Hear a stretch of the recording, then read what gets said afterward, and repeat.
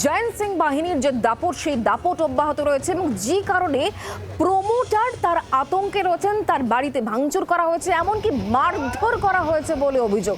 এই গোটা ঘটনাকে কেন্দ্র করে এলাকায় তীব্র চাঞ্চল্যের সৃষ্টি হয়েছে।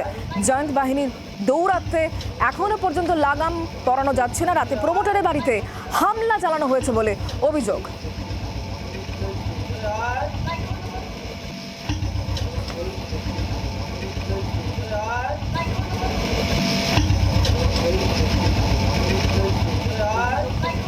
আমরা আরো জানবো, কথা বলবো বরুণ সেনগুপ্ত এই মুহূর্তে আমাদের সঙ্গে রয়েছেন, আমাদের প্রতিনিধি টেলিফোন লাইনে। বরুণ, ঠিক কি অভিযোগ করা হচ্ছে, কি হয়েছে ঠিক?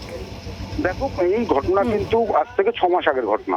যখন জয়ন্ত সিং সবে জেল থেকে ছাড়া পেয়েছে, তখনই এই প্রমোটারের বাড়িতে ব্যাপকভাবে ভাঙচুর করা হয়। তার কারণ হিসাবে এই যে প্রমোটার হচ্ছে যে ইট, বালি, চুন, সিমেন্ট এসব পুরো সাপ্লাই দেয় এবং বিভিন্ন পুরাতন বাড়ি ভাঙচুর করে, সঙ্গে প্রমোটিং করে। কিন্তু যেটা দাবি হচ্ছে, জয়ন্ত সিং এর যেটা অভিযোগ করছে প্রমোটারের বাড়ির তরফ থেকে, যে তাদের এই কাজ করতে দেবে না এবং তাদের কাজ করলে তাদেরকে টাকা দিতে হবে। সেই টাকা না দেওয়ায় তার বাড়ির সামনে এসে একেবারে ইট দিয়ে মারছে, গালিগালাজ করছে, বাড়ি ভাঙচুর করছে। এমনকি সেই প্রমোটারকে রাস্তায় অন্য সময় 13 তারিখ অর্থাৎ সরস্বতী পুজোর দিন রাস্তায় ফেলে তাকে কিন্তু ব্যাপকভাবে মারধর করা হচ্ছে। সেই অভিযোগ পুলিশে জানাতে গেলে পুলিশ কোনো অভিযোগ নিচ্ছে না, এমনটাই কিন্তু অভিযোগ করেছেন। সেই সময় পুলিশ কিন্তু বহুবার পুলিশের কাছে এই পরিবার ছুটে গিয়েছিল, কিন্তু তার অভিযোগ কিন্তু নেয়নি।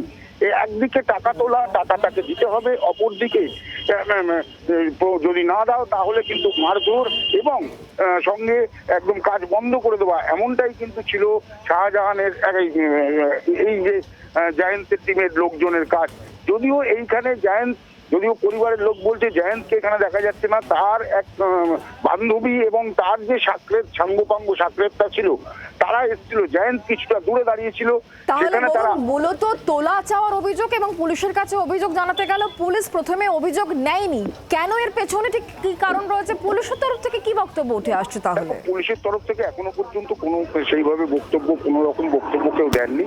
তবুও যেটুকু জানা যাচ্ছে যে এই যে যারা প্রমোটারের বাড়ির লোক যারা বলছেন বা এই অত্যাচারের কথা যারা বলছেন, তারা কিন্তু একটা কথা বলছেন যে এই প্রত্যেকে আমরা যেমন আতঙ্কে রয়েছি, পাশাপাশি আতঙ্কে ছিলাম এবং এখনো আতঙ্কে রয়েছি যে যদি জয়ন্তের বড় রকমের শাস্তি না হয়, যদি ছাড়া না পায়, তাহলে কিন্তু আরো আমাদের কপালে দুর্গতি আছে বা দুর্গতি হবে। কারণ এদের টিম কিন্তু, জয়ন্তের টিম অনেক বড় একটা টিম।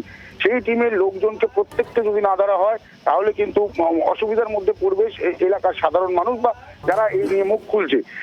পাশাপাশি বলে রাখি, পুলিশের তরফ থেকে কিন্তু আজকে যেহেতু প্রেস মিট করেছে একদম পুলিশ কমিশনারেট নিজে, তিনি কিন্তু বলেছেন যে এই যে কোনো কাউকেই ছাড়া হবে না, কোনো 0% টলারেন্স, কাউকে কোনো রকম ভাবেই ছেড়ে রাখা হবে না বা ছেড়ে দেওয়া হবে না এই দলের। কিন্তু এতদিন ধরে, এতগুলো মাস ধরে এই জয়ন্ত সিং এবং তার সাঙ্গপাঙ্গদের এতদিন ধরে এই যে দাপট, সেটা কিভাবে ছিল সে বিষয় সম্পর্কে পুলিশের কোনো বক্তব্য? এতদিন কেন তারা পুলিশ এই বিষয়ে অ্যাক্টিভ ছিলেন না? এই বিষয়ে পুলিশ কিছু বলেছে? দেখো, পুলিশের কাছে মাঝে মধ্যেও যদি এই জয়ন্তের বিরুদ্ধে বিভিন্ন জায়গায় অভিযোগ একটা ছোটখাটো ছিল। একটা সময় তো গুলি চালানোর ঘটনা ছিল, সেখানে 1.5 মাস মাত্র তিনি জেল কেটেছিলেন এবং তারপরে তিনি বেরিয়ে এসেছিলেন।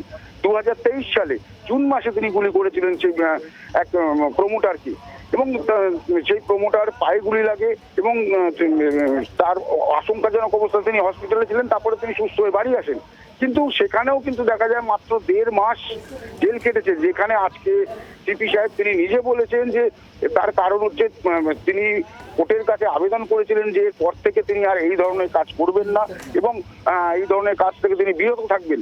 সেই একটা মুচলেখা বা সেই একটা পত্র দিয়েই কিন্তু তিনি সেখান থেকে 1.5 মাস পরে মুক্ত হয়েছিলেন। কিন্তু আবার যেহেতু এই ধরনের কাজকর্ম করছে, সেহেতু কিন্তু কোনো মতেই ছাড়া হবে না জয়ন্তকে, এবং কি এই যে গুলি চালানোর কেস সেটাও কিন্তু এর সঙ্গে যুক্ত হবে।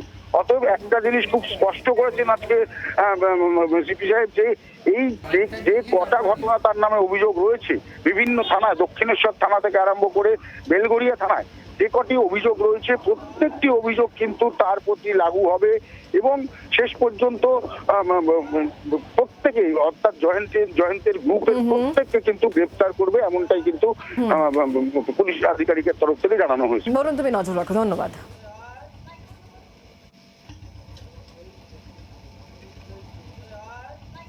ওর কাছে টাকা চায়, এখন টাকা না দিলেই বিভিন্ন লোক দিয়ে মার খাওয়ায়।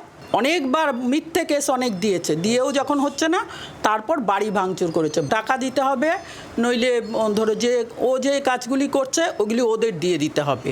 আমাদের গাড়িটা ভেঙে দিয়েছে, গাড়ির চাবি কেড়ে নিয়েছে, বেধড়ক মেরেছে। বাংলার আওয়াজ, বাঙালির আবেগ, জি 24 ঘন্টা।